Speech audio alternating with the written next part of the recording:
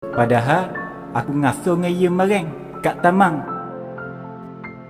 Patut ke aku buat senyap gitu je? Dok leh. Aku kena minta maaf. Kena. Kak, hari minta maaf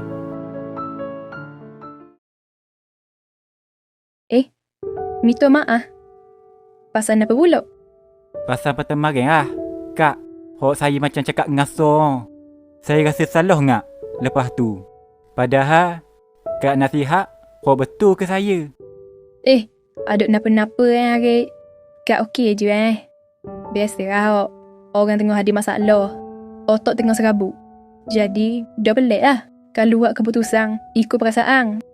Tu lah Kak. Apa-apa pun, terima kasih untuk nasihat marang. Kak, saya memang dah dengar ngadang molek nampak hok Kak kabur tu. Tapi, bila balik mikir mula, mari nyesal dalam diri ni Kak. Memang betul lah, saya salah sebenarnya dengan Abah. Saya pun minta maaf dah dengan Abah pagi tadi. Dan janji dengan Abah, Abah buat dah perangai-perangai hodok molek. Hok boleh hok malu ke ya dan juga mak. Hok ni lah Kak nak dengar. Molek sangat-sangat lah kalau gitu. Kak sokong hari. Kak Ning cuma mampu nasihat je hari. Tindakan semua tu terpulang pada hari lah ke. Terima kasih Kak akhirnya lega rasa. Bab apa pula pak lega Lah Kak. Sebab ni daripada pagi tadi lagi duk mikir nak jumpa Kak, nak minta maaf. Lepas tu mikir gok ganda nak minta maaf. Mari gok mikir takut Kak. Takut Kak rasa malas nak cara dah ke saya Ning. Ning sekarang Kak wi maaf dah ke saya. Tu yang lega ngak Hehehe. Pah lega Padahal bukan besar mana pun salah tu. Mesti lah besar bagi saya Kak. Kan Kak Syuhada ni kakak saya kan? Kakak? Tak apa Rik. Masa ni je panggil kakak. Kahwin lagi baru lah panggil sayang. Tapi masalahnya nak kahwin bila tu? Hola.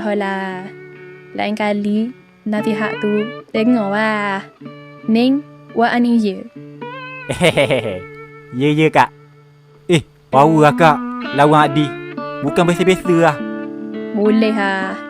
Kira berguna juga lah taekwondo hok Kak belajar tu. Malu pulak saya Kak. Orang puang hok mari tolong. Kak pulak tu. Dah? Berapa hari duk lawan sekali? Saya mampu tengok je Kak. Tapi saya janji Kak, lepas Ning saya pulak tolong Kak. Yelah.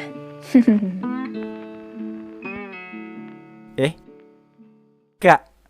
Tu, jam Kak. Berapa orang? Rosak ke?